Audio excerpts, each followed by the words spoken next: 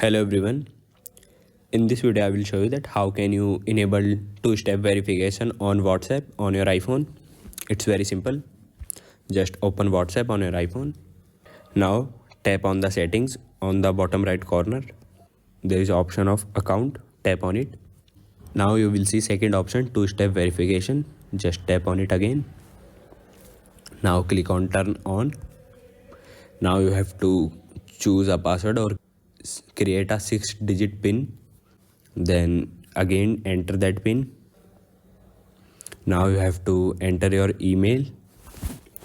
You can also skip this, but in case if you forget password, you can recover it through the email. So it is recommended to add email on this. Then click on next. Now you have to again enter your email and then click on done.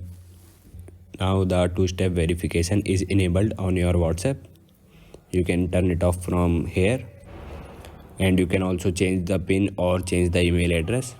So this is how you can enable two-step verification on your iPhone. Thank you everyone.